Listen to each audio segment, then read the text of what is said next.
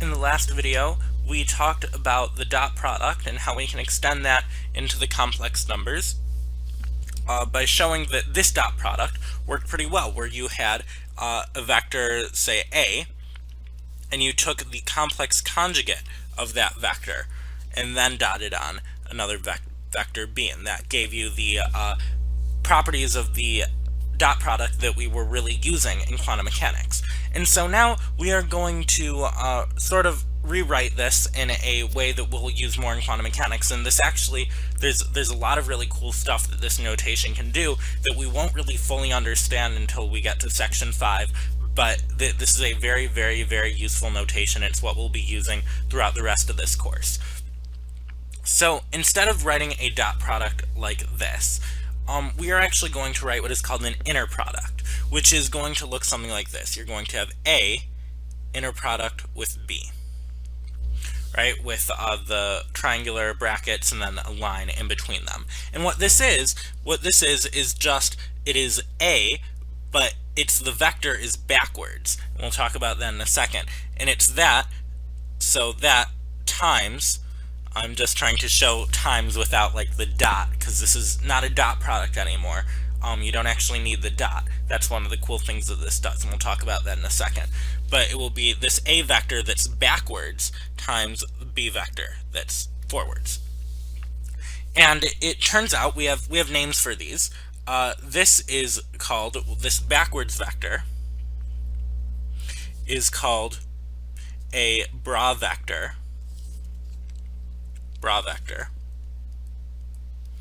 And this vector here, the B vector, is called a ket vector, and it makes the word bracket, bra-ket notation, which is where the names come from. But this first part, this backwards, is a bra, and then this part, the forwards, the one that we've been dealing with mostly, is a ket vector. And so essentially what we're doing is, instead of writing actually, let's do this in orange here. Instead of writing a vector complex conjugate, we'll write that vector sort of backwards. It's a bra vector. And so what that bra vector does is it's basically the complex conjugate, although it does something slightly different as well, because when you take the complex conjugate, if instead of just taking the complex conjugate, you turn it into this bra vector, you actually don't have to write the dot anymore, which is really cool. Maybe, that just seems like a piece of notation, but we'll find out in chapter 5 that there's really a reason that we don't have to write that dot, and this is really just regular multiplication. And so yeah, so bra vector times a ket vector is going to give us that dot product, with the first one taking the complex conjugate. But it's not just the complex conjugate, right? Because it does another thing where it gets rid of that need for a dot. And we'll have another kind of conjugate for that, and it's called the Hermitian conjugate. So really what this is this ket vector, you take the Hermitian conjugate, which we'll use a dagger, so the Hermitian conjugate. Hermitian conjugate. And if you take the A vector, the ket vector, take the Hermitian conjugate, you get the bra vector. And that is the relationship between the two. And so this is called an inner product, where we have the multiplication of a bra vector and a ket vector. This is called an inner product. And it is our complex version of the dot product, and this is what we'll be using. We'll be using inner products throughout the rest of this course. Now the inner product has a few interesting properties. So let's write out the properties of the inner product.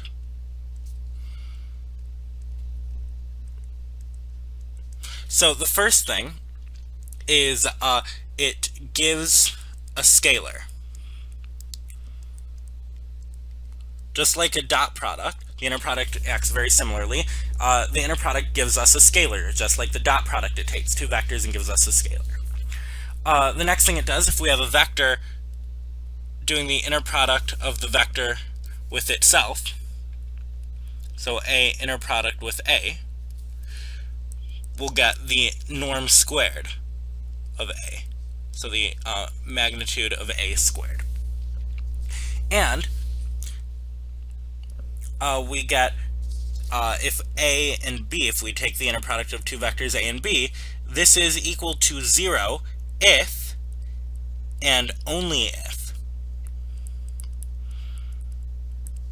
A and B are, we'll say for right now, we'll have another word for this, probably I think in the next video or two videos, where A and B are perpendicular. So if A and B are perpendicular, then their inner product comes out to be 0. Okay, so we've got a few other properties here that are slightly different than these. So I'm going to erase this. Hopefully you have this all written down. Actually, these are really not properties of the inner product. These are properties of Hermitian conjugate. So let's just erase this, and let's look at properties of the Hermitian conjugate. So for these, just for notation, we're going to say that so let C be a scalar, psi be a vector. So we're letting C be a scalar, psi be a vector, and then A and B can be anything, unless specified something else. Okay, so here are our properties of the Hermitian conjugate.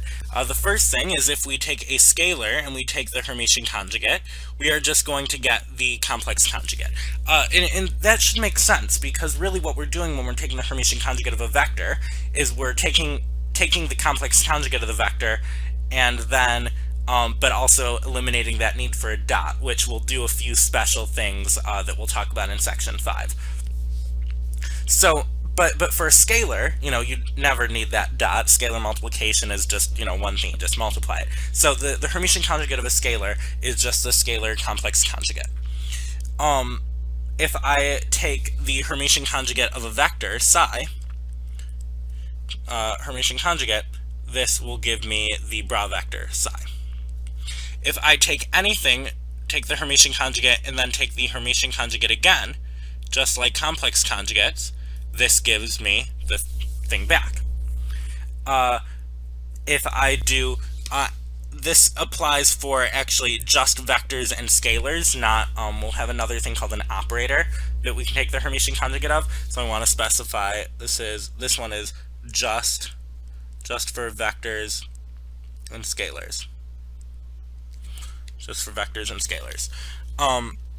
If I take A Hermitian conjugate times A, this will give me A norm squared.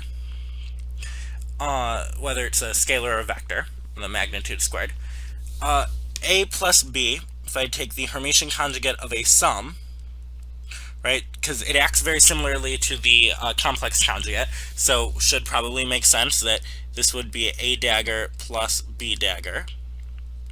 And the last one is a little bit tricky. Right now, well, the property that I'm about to say is actually technically not correct, but it will do for us for right now, and then in section 5 we will sort of figure out what the correct version of it right now. But I didn't want to, because the fully general and correct version of it is a little bit more complicated, and I sort of decided, and a lot of textbooks do this too, to kind of simplify it at first, just to kind of get the point. A times B, if I have A times B and I take the Hermitian conjugate, this will give me A Hermitian conjugate times B Hermitian conjugate. Now, if you've done linear algebra with this kind of stuff before, you'll see exactly what I'm doing. But really, for right now, this will do. Okay, so now using these, actually one quick note as well. Given this property over here, you can also see that what this means is if I take the Hermitian conjugate of a bra vector, I'll get a ket vector, right? Because that's just the Hermitian conjugate of the Hermitian conjugate, using these two. Okay, so now let's look at what happens if we take the Hermitian conjugate of an inner product. And maybe you can see if you can figure some of this out on your own as well. So, so if I've got, let's see, I have my notes here. If I take the inner product of phi and psi, which is what we've been doing, if I take the Hermitian conjugate of that, right? Well, the first thing is this is a scalar, right? So this will actually give me phi psi complex conjugate, right? Because it's a scalar, so the Hermitian conjugate is the same as the complex conjugate. But now we can also kind of rearrange this. We know that this is phi Hermitian conjugate times psi Hermitian conjugate. And this is just one of the few spots where it kind of is a little bit messy because I didn't give you exactly what it's supposed to be. But essentially, when we're doing something like this, we have to always multiply the bra vector times the ket vector. That's what an inner product is. If you wrote it as so you may be tempted to write this as phi times psi, like this. But and even though, you know, this might be what it suggested, what my rules suggest, this is called an outer product, actually, not an inner product, and it means something slightly different. So at least for right now, just take me on the fact that the notation that we're using requires the bra vector to be first. It requires the bra vector to be first in the inner product. So and that's just how an inner product works. So this is, if we do this, well, psi becomes the bra vector, phi becomes the ket vector. And if an inner product is always bra vector times ket vector, psi is the bra vector, phi is the ket vector. This is psi inner product with phi. And so just to show you sort of what we did, this is kind of what we showed. Phi inner product with psi, complex conjugate, is psi inner product with phi. So if you switch the order, what you're doing is you're taking the Hermitian conjugate, you're also taking the complex conjugate, because it's they're scalars. Now, I'll actually tell you, I wasn't really planning on doing this, but as I record this, I think it might be a good idea.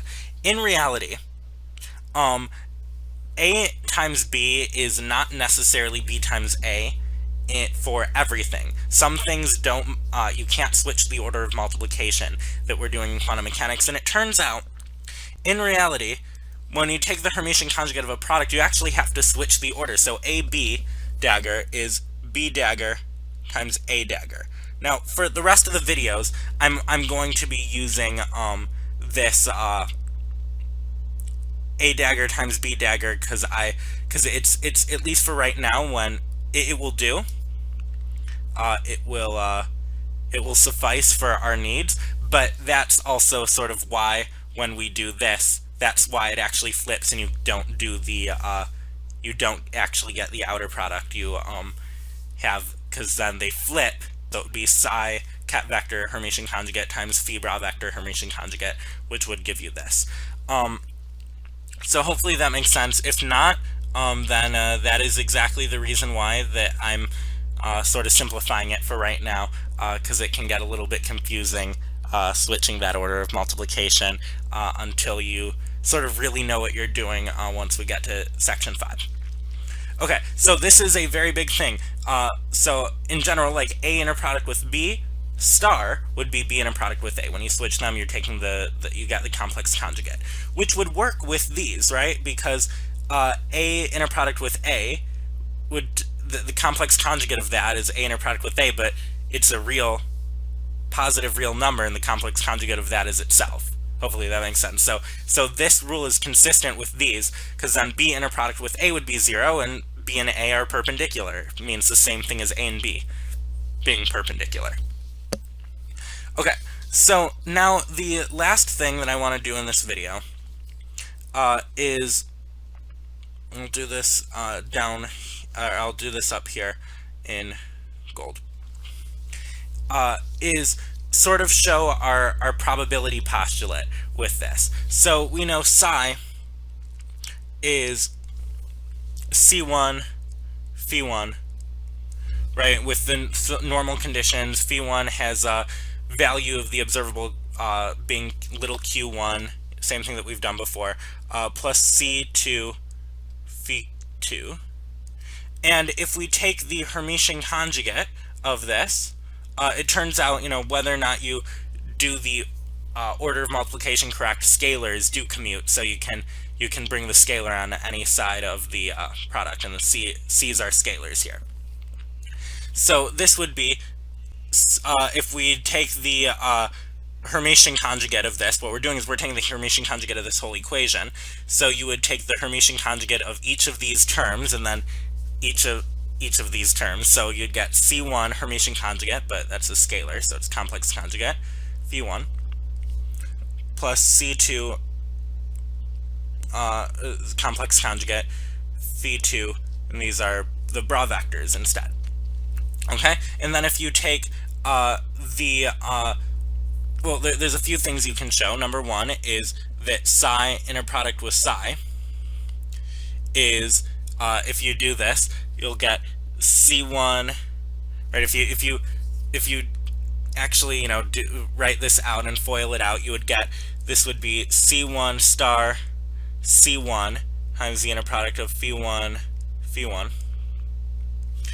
and then plus, let's see, our next term, I'm sort of doing this in my head, but C1 star C2, this would be phi1 phi2. See if I can write that a little bit smaller. I'm trying to erase this here. Okay, so plus C1 star C2, phi1 phi2, and then plus the next one would be C2 star C1. We're just sort of taking the constant out of the inner product because you can switch, or not constant, the scalar. You can switch order of multiplication with vectors and scalars. That's okay. So you can so you can kind of take this out, and hopefully you can see where I'm getting all this from. It's just sort of expanding this out and distributing this all out. So this is C2 star C1, phi1, or phi2, phi1, plus C2 star C2, and this is phi2, phi2, right? But phi1, phi1, this is equal to 1, phi2, phi2 is equal to 1, and then phi1, phi2, and phi2, phi1, these inner products are equal to 0. So what we're left with is C1 star C1, which is C1 norm squared plus C2 norm squared, right? And this has to equal 1. That's normalization. So perfect. So our definition of the inner product works well with this whole property here, because this is, we also know that this is exactly how we would write psi norm squared. Psi norm squared, you can't see that there, but hopefully you kind of get what I'm saying here. So psi norm squared, we did confirm with this inner product, is psi inner product with psi. So the last thing we can do here is see what we get if we take the inner product of phi1 and psi. And when we do this inner product, what we'll get if we sort of just do this out, and we can take the scalars outside of the inner product because the order of multiplication for scalars does not matter. We got C1 times the inner product of phi1 phi1 plus C2, the inner product phi1 phi2. You've seen me do this a bunch of times. This is 0, this is 1, so we're left with C1, which is good. And now we can reframe our probability postulate one more time, and this is going to be the last time that we have to reframe our probability postulate. And what we have, what we have with our new probability postulate is this. So phi q, and this is the another notation that we'll use, and I think this is probably a little bit better. I just wanted to avoid it first having too many symbols here. So let phi q, this ket vector, be the state with a definite value of some observable capital Q being little q. If a particle is of the state psi, then the probability upon measurement, again, this probability is upon measurement, of getting the value little q when you measure this, the observable, is the norm squared of this inner product phi q inner product with psi, which means what that is CQ is phi q inner product with psi, right? So C1 would be phi 1 inner product with psi, if we're talking about Q1. And so, yeah, so then the norm squared is the probability of the norm squared of the coefficient is the probability. And I have a note here that the probability of getting Q upon measurement is also equal to psi inner product with phi Q. You can switch that order in the inner product, because what that would mean is CQ star is psi inner product with phi Q, and hopefully using how we wrote the psi bra vector before, you can actually show this, that CQ star is psi inner product with phi Q, with psi being the bra vector. And CQ, it's kind of got cut off here, but CQ norm squared is the same thing as CQ star norm squared, which is one of our properties of complex numbers. Okay? I'll see you in the next video.